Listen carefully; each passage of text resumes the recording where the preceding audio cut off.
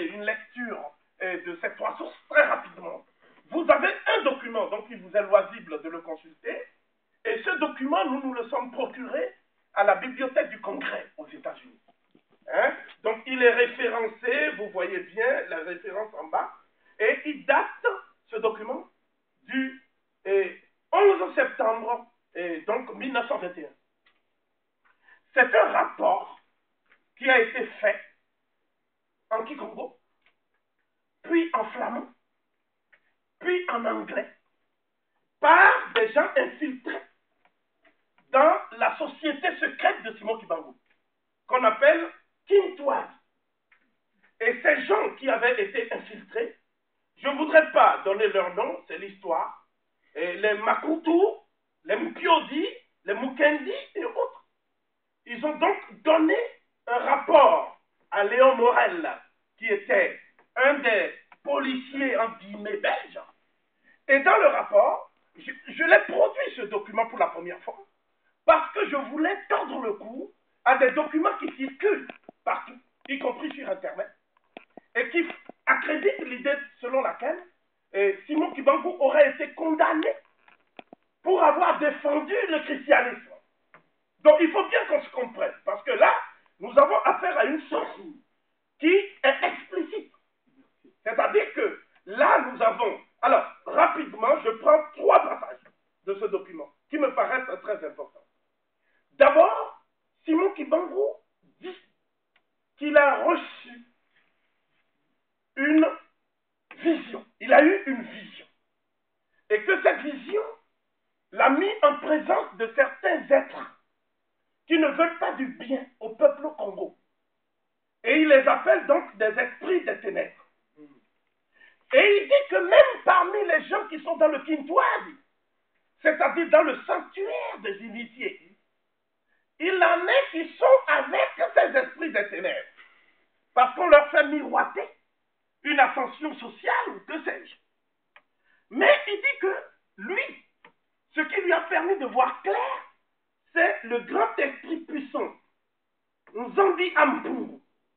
Ce grand esprit puissant lui a permis de sonder le cœur des esprits de la nuit. Parce que ce grand esprit puissant n'a jamais abandonné ses enfants. Ce sont ses enfants qui l'ont abandonné. En se faisant appeler Alfonso Ier, en recevant l'onction des esclavagistes, et en disant qu'ils ont une capitale qui s'appelle San Salvador, en abandonnant même leur langue pour étudier le latin et le portugais. Bien. Donc ça veut dire quoi?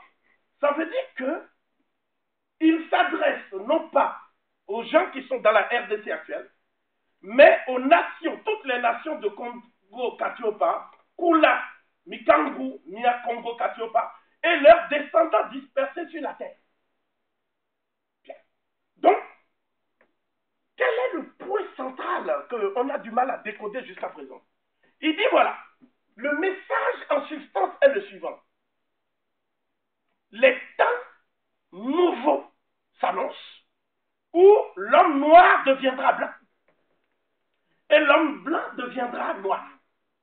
Bon, maintenant, les blancs, en apprenant ça, on dit, mais comment ça l'homme noir va devenir blanc? Le blanc, c'est le Seigneur. L'homme noir ne peut jamais devenir blanc, c'est subversif. Mais ce qu'il voulait dire ici, c'est que lorsque l'homme noir aura, par les épreuves que le grand esprit puissant lui a envoyées, il aura fait la preuve de sa purification. Il aura abandonné la sorcellerie. Il aura abandonné un certain nombre de pratiques qui ramènent dans le sanctuaire les esprits du mal. À ce moment-là, l'homme noir retrouvera sa place de guide spirituel de l'humanité. Donc les blancs connaîtront de nouveau les épreuves. Mais ce que Simon Kibangu a dit qui est fondamental, c'est qu'il ne faut pas se venger des blancs contre les blancs. Parce qu'on va inaugurer un cycle infernal de haine, violence. Donc il est non violent. Non violent. Et parce que nous, on a cité tout à l'heure Gandhi, mais ce sont les Zoulous que quand Gandhi était avocat là-bas, lui ont appris ces choses-là. Ah oui, Gandhi n'a pas appris ça chez les Ariens, hein, les castes des Ariens. Eux, ils tuaient les intouchables.